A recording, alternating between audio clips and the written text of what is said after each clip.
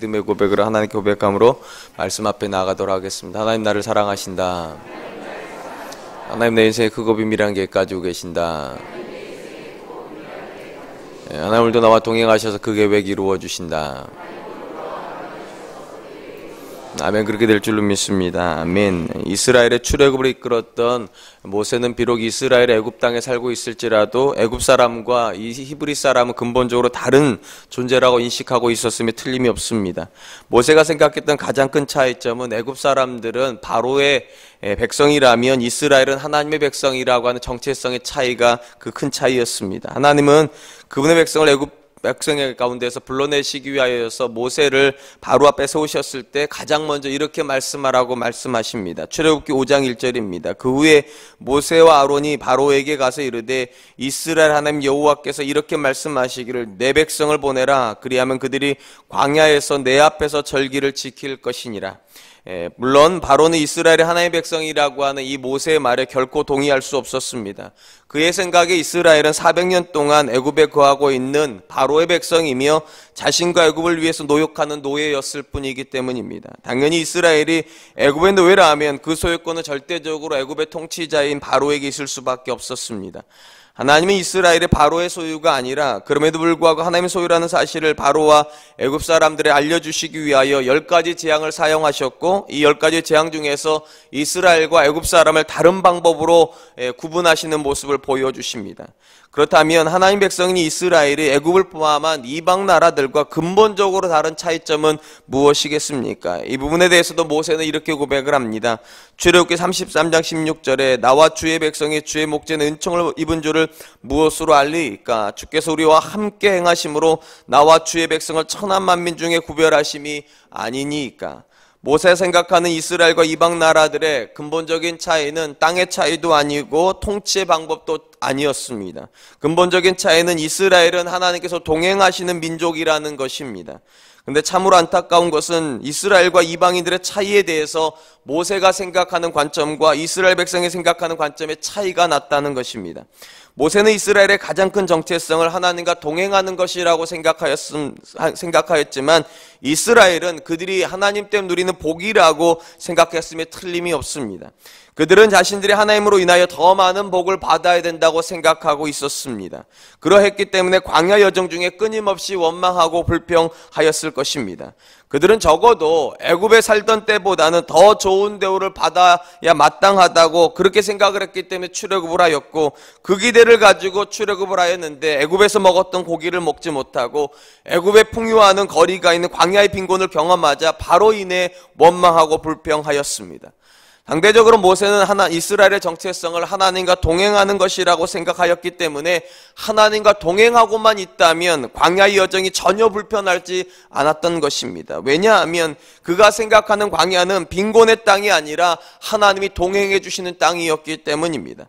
하나님이 이스라엘 향하여서 구름기둥과 불기둥으로 인도하심으로 하나님 동행하신다는 걸 보여주셨고 물이 없는 바위에서 샘이 솟아나게 하심으로 그들 가운데 계시다는 것도 증명하셨으며 비록 풍성한 식탁은 아니지만 늘 하늘의 음식인 만나를 주심으로 하나님께서 그들을 도우시고 있다는 사실도 알려주셨습니다.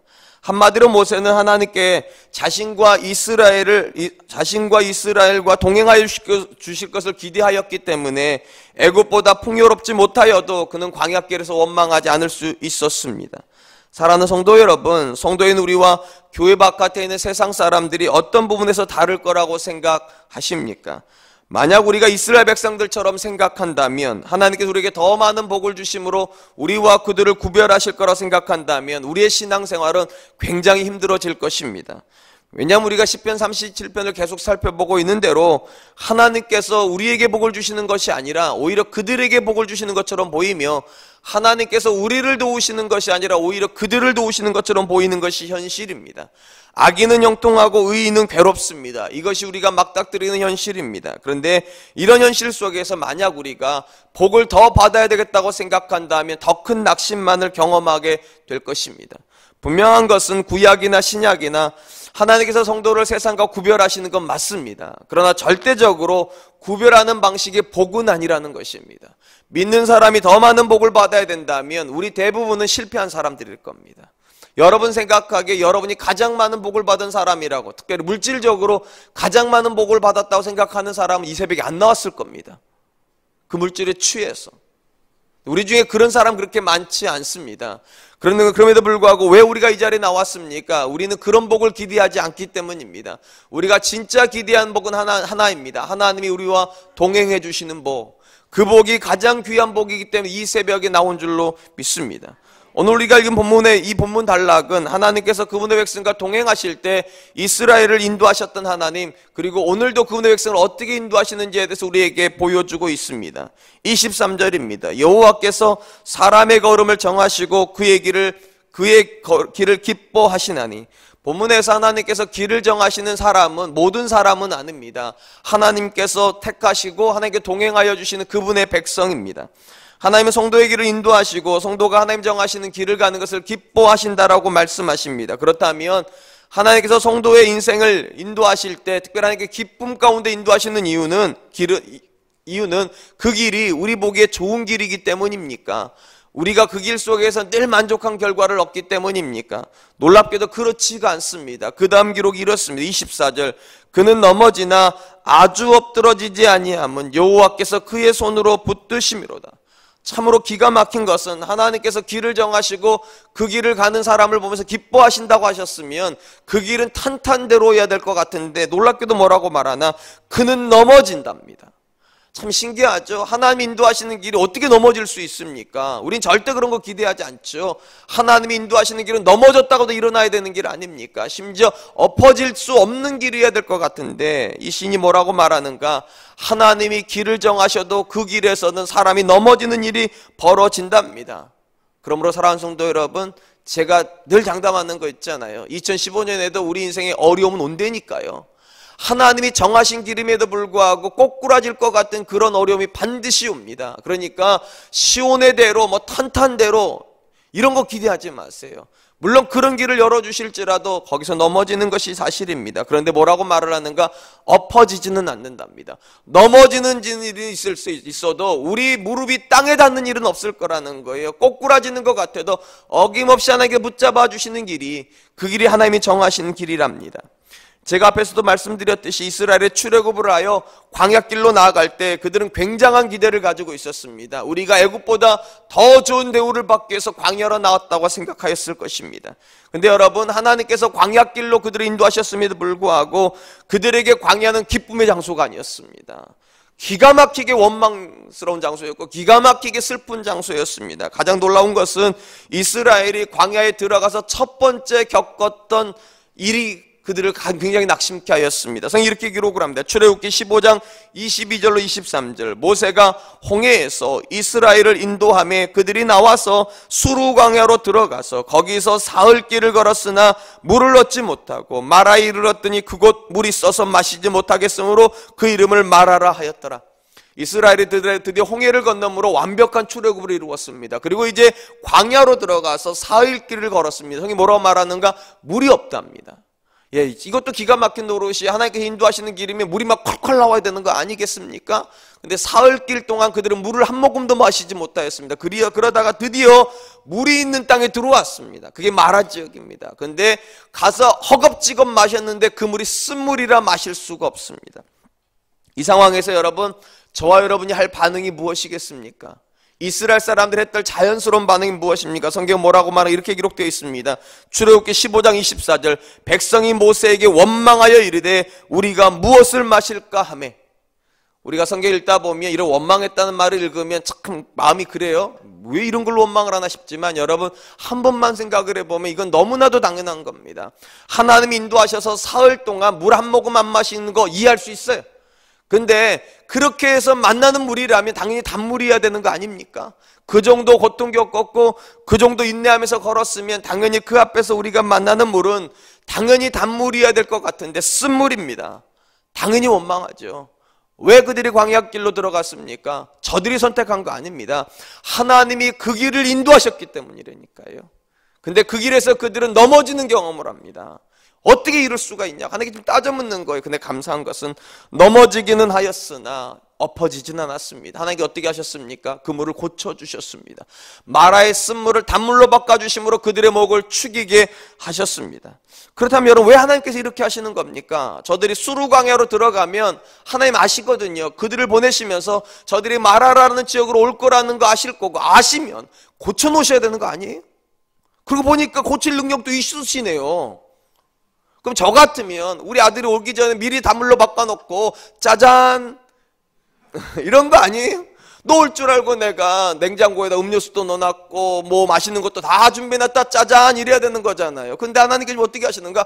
오는 거 뻔히 알면서, 목마를 거 뻔히 알면서 쓴물을 그대로 놔두고 있어요.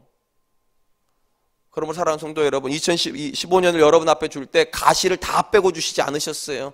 생선을 주시면서도 가시까지 다 넣은 상태에서 주셨어요. 절대 하나님은 짜잔 이러시는 분 아니셔요. 그런 거 기대하지 마세요. 20편 기자도 분명히 말하잖아요. 하나님께서 길을 정하시긴 하지만 그 길에서 돌뿌리까지 제거하시진 않으신다. 거기서 넘어질 수 있다고. 넘어지나 그다음 거 기대하세요. 엎어지는 일은 없을 거예요. 쓴물을 만날 수는 있지만, 쓴물 때문에 원망하는 일도 있을 수 있지만 반드시 하나님께서 치유해 주시는 하나님, 여호와의 라파의 하나님이심을 기대할 수 있기를 축원드립니다. 저는 이런 일을 읽을 때마다 솔직히 인간적으로는 좀 기분은 나쁩니다. 하나님께서 짜잔해 주시면 너무 좋을 텐데 왜 짜잔해 주시지 않을까? 여기서 깊은 뜻이 있다 생각합니다. 여러분, 정말 우리 하나님과 동행하였을 때 시온의 대로가 열리고 탄탄 대로가 열리면 우리가 어떤 생각을 하겠습니까? 참 신앙생활 쉽구만 이럴 거 아니겠습니까? 그리고 또 이런 생각도 들겠죠. 하나님 없어도 얼마든지 갈 수 있겠구나. 그래서 하나님께서 여러분과 동행하고 있다는 사실을 경험케 하시려고 넘어지는 듯한 상황을 만나요. 자녀를 데리고 걷다 보면 자녀가 아빠 손을 안 잡으려고 할 때 부모가 잡아주잖아요. 잡아주고 어느 순간에 자녀가 아빠 손을 잡았다는 걸 느낍니까? 지가 넘어지려고 할 때 부모가 살짝 들어줄 때. 여러분, 자녀가 부모 손 잡고 있으면 넘어지기는 해도 엎어지는 일은 없어요. 절대로요. 엎어지려고 하면 어김없이 끄잡아 당겨줄 것 같거든요. 어김없이. 왜 하나님께서 저와 여러분들에게 탄탄대로가 아니라 고난의 길을 걷게 하실까요? 경험시켜 주시려고요. 어떤 경험이요? 하나님이 여러분의 손을 잡고 가신다는 경험을요. 탄탄대로를 걸어갈 때는 하나님 내 옆에 있는 게 느껴지지도 않아요. 평지를 걸어갈 때 자녀들은 절대 하나님 아버지 손 안 잡아요. 근데 자동차 쌩쌩 지나가고 사람들 막 부딪히고 하면 애들이 와서 먼저 잡아요. 어려우니까. 하나님께서 저와 여러분들을 그 길 가운데 내보내시는 이유는 딱 하나입니다. 내가 네 손 잡고 있다는 거 경험하라고. 마라의 쓴물을 고쳐놓고서 기다리시지 않은 이유가 무엇인가? 아무리 어려운 일을 만나도 낙심하지 말라고. 내게 그런 능력이 있다고. 쓴물도 단물로 바꿔줄 수 있는 능력이 있으니 어려움 당한다고 낙심하지 말고 나와서 간구하라고. 내가 고쳐주겠다고. 내가 치유해주겠다고. 내가 회복시켜 주시겠다고. 그러므로 사랑하는 성도 여러분, 도무지 해결할 수 없는 문제를 만났다고 하여 무조건 원망할 생각부터 하지 마시고 기대하세요. 하나님이 여러분의 손을 잡고 계시니까, 하나님께서 여러분으로 절대 꼬꾸라지게 하지 않으실 거니까 이 믿음만 있다면 저는 2015년도도 어김없이 믿음으로 승리할 수 있을 줄로 믿습니다. 그런 점에서 하나님은 결코 고난의 유무를 통하여서 성도와 세상 사람들 구분하지 않습니다. 고난은 누구나 당합니다. 세상 사람들도 넘어지고 우리도 넘어집니다. 차이가 있다면 그들은 엎어져 버리지만 우리는 엎어지지 않는다는 것입니다. 하나님께서 붙잡아 주실 거니까. 아니, 하나님께서 안 붙잡아 주셔도 우리가 그 하나님 손을 덥석 붙잡고 일어날 수 있으니까. 그러므로 사랑하는 성도 여러분, 우리 인생 가운데 자녀의 문제가 있는 거 이상하지 않습니다. 건강의 문제가 있는 거 이상하지 않습니다. 경제적인 문제가 있는 거 이상하지 않습니다. 왜 그런 문제가 있습니까? 경험하라고요. 하나님께서 치유하시는 분이란 걸 경험하라고요. 하나님께서 문제 해결하심에 전능하시는 분임을 경험하라고 그렇게 문제를 보내십니다. 다만 늘 걱정되는 건 이런 거죠. 문제를 보내놓으면 우리 문제만 풀려고 한다는 거예요. 여러분, 문제가 푸는 게 능사가 아니라니까요. 하나님의 손을 붙잡고 있는 게 진짜라니까요. 하나님 그렇게 하라고 문제를 보내는데 우리는 하나님 손 놓아버리고 문제를 풀려고 그런다니까요. 2015년은 그런 관점에서 여러분, 문제를 푸는 해가 되지 마십시오. 하나님과 동행하는 해가 되십시오. 하나님과 동행하는 사람은 엎어질 수는 있지만 넘어질 수는 있지만 엎어지는 일은 없을 것입니다. 잠시 고난은 있을지 모르겠지만 그것 때문에 좌절하는 일은 없을 것입니다. 그러므로 문제가 있다고 하여 불평하고 원망하지 마시고 하나님을 기대하십시오. 하나님 오늘도 넘어지는 듯한 상황 속에서 우리의 손을, 여러분의 손을 잡아주실 줄로 믿습니다. 그렇다 하나님께서 그분의 백성을 돌보신다는 고백은 시인의 그냥 막연한 기대입니까? 그랬으면 참 좋겠다, 그랬으면 참 좋을 것 같은데 그런 겁니까? 아니요. 시인이 그의 평생을 두고 경험한 바예요. 성경에 이렇게 기록이 되어 있습니다. 25절, 내가 어려서부터 늙기까지 의인이 버림을 당하거나 그의 자손이 걸식함을 보지 못하였도다. 여러분 여기서 보니까 어려서부터 늙기까지 그가 평생을 두고 관찰을 했답니다. 관찰을 했는데 굉장히 중요한 사실 하나를 발견했대요. 하나님께서 의인을 버리신 적이 없답니다. 잠시 넘어지는 것 같은 의인일지라도 반드시 하나님께서 회복시켜 놓으신다는 거예요. 심지어 그 의인의 자손이 걸식함도 본 적이 없다. 경험적으로 보니까 그렇다는 거예요. 근데 여러분 이 말씀을 조금만 깊게 들여다보면 더 깊은 뜻이 있어요. 여러분 이 시편 기자가 절대로 이렇게 말하지 않습니다. 하나님께 의인에게 풍성한 복을 주신다 이런 말을 하네요. 거기 보니까 뭐라고 되어 있습니까? 버림당하거나 걸식하는 일이 없다고. 쉽게 말하면 하나님께서 하지 않으시는 일만 말해줍니다. 주시는 걸 이야기는 안 해요. 왜냐하면 주시는 건 사람마다 다를 수 있어요. 누구는 더 부유할 수도 있고요, 누구는 더 건강할 수도 있고요, 누구는 더 성공할 수 있어요. 근데 그걸로는 차이가 없지만 하나님께서 최소한 미니멈은 보장해 주신다. 미니멈 모든 성도에게 공통적으로 보장해 주는 거 있어요. 절대 여러분 안 버리실 거예요. 참 아멘 이제 잘하세요. 절대로 여러분 안 버리실 거예요. 두 번째, 여러분을 부욕해는 하지 않으실지 몰라도 절대로 부끄럽게도 하지 않으실 거예요. 하나님 우리에게 많은 것을 주셔서 자랑케 하시면 더 좋겠지만 그런 건 기대 못할 수 있어도 한 가지는 분명히 기대할 수 있다는 거예요. 믿지 않는 사람 앞에 부끄럽게 살긴 하지 않으시겠다고. 손 내밀고 누군가의 도움을 받아야지만 사는 그런 사람으로 만들진 않으시겠다는 거예요. 우리가 알다시피 예수님께서도 주기도문을 통하여서 하늘에서 막 엄청난 걸 쏟아부어 주시겠다 그렇게 가르치지 않았어요. 뭐라고 말씀하셨습니까? 일용할 양식을 내게 주시옵시고 오늘을 살 수 있는 음식은 주신다는 거예요. 그러면 버틸 수 있잖아요. 오늘의 음식이 있으면 버틸 수 있잖아요. 하나님께서 최소한 그 정도는 보장하신다고. 그러므로 사랑하는 성도 여러분, 하나님께서 여러분들에게 주신 이 최소한의 것이 우리의 자존심임을 명심하십시오. 세상 사람 앞에 하나님께서 절대로 우리가 부끄럽게 살게 하지 않으세요. 그 정도만 있어도 우리는 믿음 가운데 걸어갈 수 있습니다. 그 정도만 있어도 우리는 2015년을 살아낼 수 있는 힘이 있을 줄로 믿습니다. 다시 인간적으로 생각을 하면 하나님께서 모든 사람에게 말이죠, 요셉과 같이 복을 주시고 다윗과 같이 복을 주시고 다니엘처럼 복을 주시면 얼마나 좋겠어요. 우리 다 그렇게 기대하잖아요. 우리 자녀들이 다 요셉과 같다, 다 애굽의 총리가 돼가지고 그냥 이렇게 말 죄송하지만 호의호식도 좀 하고 뭐 나라 박생 같아 와 저기가 저기 누구 엄마래 누구 아빠래 막 이런 얼마나 좋아요. 그런 거 아니에요? 제가 옆에 갔는데 우리 아이가 너무 잘 돼가지고 사람들이 와 희준이 아빠래 잘생겼다 아빠 닮았나 보다 막 이런 얼마나 좋아요.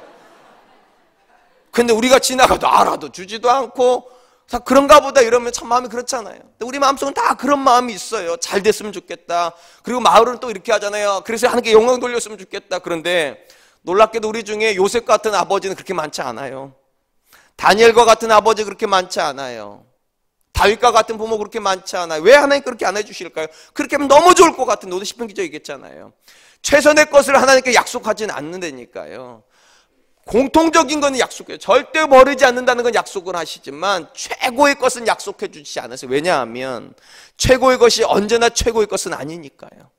여러분 잘 아시지만 다윗이 굉장히 좋은 사람이에요. 근데 여러분 다윗이 언제 무너집니까? 최고의 상태에 올라갔을 때 무너져 버려요. 차라리 목동으로 있었을 때가 더 좋았을지도 몰라요. 그러면 사랑하는 성도 여러분, 복이 늘 복은 아니에요. 하나님께서 저와 여러분들에게 동행하고 있는 상태가 복된 상태이지 최고를 누리고 있는 상태가 복은 아닙니다. 성경에 보니까 특별히 하나님께서 왜 우리에게 최고의 것을 주시지 않는지에 대해서 우리에게 좋은 본을 보여준 사람이 있습니다. 아굴이라고 하는 사람입니다. 이 아굴이라고 하는 사람이 하나님께 기도하는 장면이 잠언 30장에 나옵니다. 그가 어떻게 기도하는가? 이렇게 기도합니다. 잠언 30장 7절로 9절. 내가 두 가지 일을 주께 구하였사오니 내가 죽기 전에 내게 거절하지 마시옵소서. 곧 헛된 것과 거짓말을 내게서 멀리 하옵시며 나를 가난하게도 마옵시고 부하게도 마옵시고 오직 필요한 양식으로 나를 먹이소서. 혹 내가 배불러서 하나님을 모른다 여호와가 누구냐 할까오며 혹 내가 가난하여 도적질하고 내 하나님의 이름을 욕되게 할까 두려워함이니이다. 아굴은 하나님 앞에 절대로 기도하지 않습니다. 나를 다윗과 같이 되게 해주십시오. 요셉과 같이 높여주십시오. 나를 다니엘처럼 승승장구하는 사람 되게 해주십시오. 그렇게 기도하지 않아요.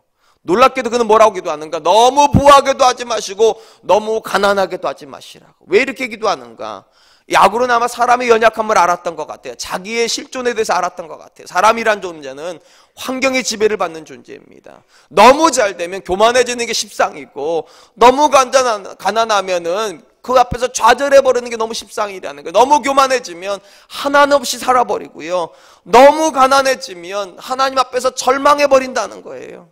하나님 도우시지 못할 것처럼. 그렇게 해서 사람들에게 부끄러움을 끼칠까봐 그게 너무 두려우니까 하나님 앞에 미니멈만 보장해달라는 거예요. 하나님 없으면 안 될 정도만 살게 해주십시오. 너무 부유해가지고 하나님 없이 사는 것도 싫고, 너무 가난해가지고 사람들이 내 인생에 하나님 없다고 말하는 것도 싫으니까 하나님과 함께 동행할 수 있는 정도만, 그 정도만 내게 해주시면 좋겠다고. 시편 37편의 기자 고백이 똑같아. 사실은요. 그러므로 사랑하는 성도 여러분, 하나님께서 왜 우리에게 우리가 생각하는 최고의 것을 안 주시는가? 아니, 이미 어떤 분은 이 자리에서 이미 하나님께서 주신 최고의 것을 받은 분도 계세요. 왜 누구는 주고 누구를 안 주는가? 이렇게 생각하시면 좋으실 것 같아요. 누군가는 그거를 감당할 만하니까 주신 거예요. 그 부유함이 들어가도 그가 믿음 생활을 넉넉히 얼마든지 믿음 생활을 할 수 있으니까 그거 주신 거예요. 믿으시고 주신 거예요. 그러므로 사랑하는 성도 여러분, 여러분에게 물질의 복이 있으면 하나님이 여러분을 믿으신다고 믿으세요. 절대로 그 물질 때문에 여러분들이 교회에서 멀어지고 믿음에서 멀어지고 하나님께 멀어지는 걸 기대하지 않으세요. 저는 정말로 천국에 들어가는 부자가 있다고 믿어요. 제가 남서른의교에 있을 때에도 정말 믿음 좋으신데 나중에 보니까 진짜 부자시더라고요. 저는 그렇게 그분이 부자인 줄도 몰랐어요. 매번 새벽마다 나와가지고 그렇게 간절히 기도할 때 저는 그렇게 부자일 거라 생각해 본 적이 없어요. 근데 그 집에 가보고 알았어요. 뭐 한다고 저렇게 간절히 기도하나? 이 정도 살면 나 같으면 안 그럴 것 같은데. 천국에 들어간 부자가 있어요. 근데 그렇게 많지는 않아요. 일반적으로 부자가 되면 기도가 간절해지지 않아요. 일반적으로 부자가 되면 믿음 생활에 간절해지지 않아요. 그건 절대로 복 아니에요. 근데 혹시 여러분들에게 그 물질의 복이 있으면 그 물질의 복이 없는 것처럼 사세요. 하나님이 없으면 못 살 것처럼. 혹시 여러분들 물질의 복이 없으세요? 이렇게 생각하세요. 하나님께서는 내가 교만해질까봐, 하나님 없이 살까봐, 기도하지 않고 살까봐 내게 이 어려움을 주시는구나. 내가 이 어려움 때문에 하나님께 더 가까이 가면 그게 더 진짜 복이지. 그러므로 사랑하는 성도 여러분, 문제가 있느냐 없느냐가 중요한 거 아닙니다. 진짜 중요한 건 모든 상황에서 하나님과 동행할 수 있느냐는 거예요. 부요해도 동행할 수 있다면 그것도 복입니다. 가난해서 하나님께 더 가까이 갈 수 있다면 어쩌면 그게 더 복일지도 모르겠어요. 아굴의 기도를 기억하십시오. 하나님, 나에게 부유함도 주지 마십시오. 그렇다고 나에게 가난함도 주지 마십시오. 모든 상황에서 하나님을 인정하고 하나님과 동행할 수 있는 정도의 복을 주십시오. 왜냐하면 그게 진짜 복이기 때문입니다. 전 저와 여러분들도 그럴 수 있기를 축원드립니다. 그런 관점에서 여러분, 신앙이 무엇입니까? 신앙은 무언가로 소유로 나를 표현하는 거 아닙니다. 신앙은 관계로 나를 표현하는 거예요. 하나님, 내가 부해도 괜찮습니다. 심지어 가난해도 괜찮습니다. 나는 언제나 하나님과 동행할 거니까. 내가 가나안 땅에 있어도 괜찮고 내가 광야에 있어도 괜찮습니다. 모든 상황에서 하나님과 동행할 거니까. 이 복이 저와 여러분의 복이 되기를 주님의 이름으로 축원드립니다. 시인은 26절부터 30절을 통하여 하나님께서 의인의 삶에 반드시 일하여 주시고 그들에게 필요한 모든 것을 채워주실 것이기 때문에 선을 행하고 정의를 사랑하라고 그렇게 권면을 합니다. 그리고 본단락을 마무리하면서 시인이 마지막으로 당부하는 것이 31절입니다. 우리 같이 한번 읽어보겠습니다. 그의 마음에는 하나님의 법이 있으니 그의 걸음을 실족함이 없으리로다. 그의 걸음은 실족함이 없으리로다. 이게 무슨 말인가? 그 걸음에서 그가 엎어지지 않는다는 거예요. 엎어지지 않으려면 어떻게 해야 된다고 되어 있는 걸 보니까 그 마음에는 하나님의 법이 있어야 된답니다. 그러니까 이 삶 자체, 우리의 삶 자체가 환경의 지배를 받고 있는 것이 아니라 말씀의 지배를 받고 있을 때라야 그가 그 길에서 영원히 엎어지는 일은 경험하지 않을 거라는 거예요. 우리가 잘 알고 있는 대로 지난해 우리가 야고보서를 살펴보았습니다. 그 야고보서 말씀 중에 야고보서 1장 21절 말씀이 이런 말씀이었습니다. 그러므로 모든 더러운 것과 넘치는 악을 버리고 너희 영혼을 능히 구원할 바 마음에 심어진 말씀을 온유함으로 받으라. 제가 이 말씀을 강의할 때 그런 말씀을 드렸어요. 야고보가 생각하고 있는 성도됨의 본질은 외적으로 드러나는 무언가가 있는 것이 아니라 이 내면에 있다고. 이 내면에 말씀이 있느냐 없느냐가 그게 성도라고. 하나님께서 사람을 구원하실 때 우리를 그냥 구원만 하지 않으시고 우리 내면 안에다가 하나님의 말씀을 집어넣어 놓으셨다고. 그리고 거기서도 똑같이 되어 있어요. 온유함으로 그 말씀을 받으라고. 왜냐하면 여러분, 우리가 만나는 현실 속에서 우리 안에 있는 말씀이 자꾸만 부정돼요. 아니, 하나님께서 내게 주신 말씀대로 하면 내 자녀가 잘 돼야 되고 내가 항상 기뻐야 되는데 우리가 많은 현실 앞에 놓여버리면 마치 이 말씀이 잘못된 것처럼 보이는 현상을 만나요. 하나님 나를 버리신 것 같고 하나님 나를 안 도우시는 것 같아요. 그럼에도 불구하고 야고보가 뭐라고 말하는가? 이 말씀을 온유함으로 받으랍니다. 이 말씀 의심하면 안 된다는 거예요. 반드시 그 말씀대로 된다는 믿음 가지고 오늘도 그 말씀으로 살아야 된답니다. 오늘 말씀도 똑같아요. 의인이 왜 넘어지지 않습니까? 왜 엎어지지 않습니까? 그 말씀이 이 안에 있기 때문에요.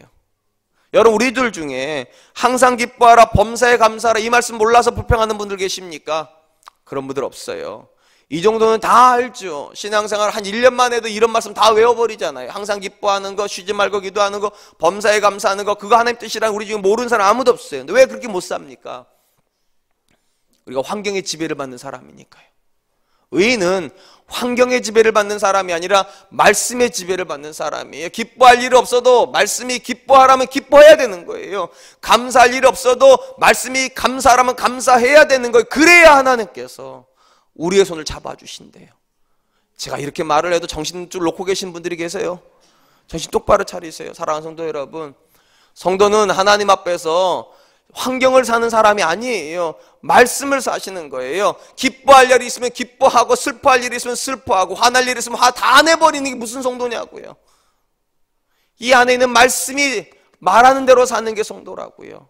그러할 때 하나님께서 저와 여러분의 손을 잡아주시는 줄로 믿습니다. 사랑하는 성도 여러분, 하나님께서 어떻게 일하십니까? 환경으로 일하지 않으세요. 하나님 무엇으로 일하시는가? 언제나 말씀으로 일하세요. 특별히 여러분 안에 심어놓은 그 말씀으로 일하세요.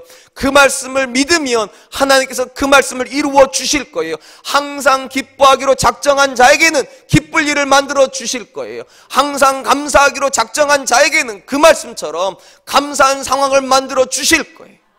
다니엘이 여러분 사자굴에 던져지기 전에 감사하였더라 그랬어요. 놀랍게도 사자굴에 들어갔더니 감사한 일을 만나요. 그러므로 사랑하는 성도 여러분, 언제나 성도는 먼저 선포하는 거예요. 환경보다 먼저 선포하는 거예요. 내 앞에 아무리 큰 어려움이 와도 나는 감사하리라. 아멘. 그럼 감사한 일을 만날 줄로 믿습니다. 왜냐하면 그 말씀대로 하나님께서 이루어 주실 거니까. 아무리 어려운 일을 만나도 나는 기뻐하리라. 반드시 기뻐한 일을 만나게 될 줄로 믿습니다. 왜냐하면 그 말씀대로 이루어 주실 거니까. 제가 성경에서 가장 기뻐하는 말씀 중에 이런 거예요. 내 믿음대로 될지어다. 참 근사한 말 아닙니까? 네 환경이 너를 지배한다는 말이 없어요. 성경에요. 내 믿음이 세상을 이기고 내 믿음이 환경을 이기고 내 믿음이 너의 한계를 뛰어넘게 한다고 되어 있어요. 그러므로 사랑하는 성도 여러분, 누가 성도입니까? 그 마음에 말씀이 있는 사람이에요. 그 마음이 환경의 지배를 받고 있지 않고 말씀의 다스림을 받고 있다면 저는 믿습니다. 2015년도도 소망이 있어요. 하나님이 그 말씀을 이루어 주실 거니까. 저와 여러분이 붙잡고 있는 그 말씀을 이루어 주실 거니까. 그러므로 사랑하는 성도 여러분, 오늘 하루 시작하면서 주변을 둘러보려고 하지 마세요. 환경을 보면 늘 낙심은 나오잖아요. 내 자녀를 보고 있으면 저게 사람 되겠나 싶고요. 남편을 보고 있으면 불안하고요. 교회를 보고 있어도 여전히 염려는 되잖아요. 그러니까 성경이 뭐라고 말합니까? 우리 주변 보라고 하잖아요. 믿음의 주요 온전케 하신 예수를 바라보자고. 그리고 그 주님이 뭐라고 말합니까? 성경이 말씀이랍니다. 주님이 말씀이래요. 그러므로 사랑하는 성도 여러분, 이 마음속에 여러분들에게 오늘 주시는 말씀도 있을 것이고 여러분을 구원할 때 이미 담아놓으신 말씀이 있어요. 그 말씀 따라가시기를, 그 말씀이 여러분을 다스릴 수 있기를 주님의 이름으로 축원드립니다. 이제 말씀을 맺겠습니다. 성경이 말하는 성도됨의 본질은 결코 하나님으로 인하여서 우리가 무언가를 누리는 존재 아닙니다. 우리가 이런 기대를 가지고 인생을 살다 보면 굉장히 괴롭습니다. 하나님께서 내게 많은 걸 주실 줄 알고 광야로 들어갔다가 쓴물을 만나는 일이 벌어져요. 그쯤 되면 다 누구나 실망합니다. 근데 여러분, 그 실망의 자리에서 실망하지 않고 절망하지 않았다 한 사람이 있다니까. 그게 모세예요. 왜 모세가 실망하지 않습니까? 모세는 그런 거 기대한 게 아니니까요. 단물을 기대하고 있지도 않았고요, 형통을 기대하고 있지도 않아서 딱 하나를 기대하고 있었어요. 하나님이 나와 동행해 주시겠지. 어떤 상황에서도 하나님 나와 동행해 주시겠지. 쓴물을 만나도 나와 동행해 주실 것이고, 잘 되는 상황에도 동행해 주실 것이고, 넘어지는 상황에도 동행해 주실 거니까 하나님이 나와 동행만 하면 대체 오케이. 아무 문제 없지. 광야로 걸어가도 아무 문제 없고, 사막으로 들어가도 아무 문제 없고, 심지어 애굽에 있어도 문제가 없고, 가나안 땅에서도 문제가 없어요. 사랑하는 성도 여러분, 무엇을 기대하세요? 하나님 앞에 2015년에 여러분 마음속에 하나님께 기대하는 것이 무엇입니까? 딱 하나를 기대하세요. 하나님 나와 동행해 주십시오. 어떤 문제를 만나도 하나님 나와 동행해 주십시오. 그런 고백을 가지고 있는 자가 오늘 읽은 시편 고백에 그 고백을 살게 됩니다. 넘어질 수 있습니다. 그러나 엎어지지는 않습니다. 잠시 환난 속에 들어갈 수는 있습니다. 그러나 하나님이 그를 건져 주실 거. 왜냐하면 그의 마음에 말씀이 있으니까. 그가 말씀의 지배를 받고 있으니까. 그러므로 사랑하는 성도 여러분, 하나님을 믿으시길 축원드립니다. 하나님을 믿으신다면 이 아침에 다시 한번 결심하세요. 하나님, 올해는 제가 일희일비하는 사람 되지 않겠습니다. 환경 따라서, 상황 따라서 좋았다 나빴다 그런 사람이 아니라 말씀을 붙잡고 한결같이 주님만 바라보게 하여 주시옵소서. 그 말씀 따라서 항상 기뻐하겠습니다. 그 말씀 따라서 범사에 감사할 것이고, 그 말씀 따라 쉬지 않고 기도하겠사오니 하나님 나와 동행해 주시고, 우리 가정과 동행해 주시고, 우리 교회와 동행하여 주시옵소서. 이것이 저와 여러분의 믿음의 고백이 되시길 다시 한번 주님의 이름으로 축원드리겠습니다.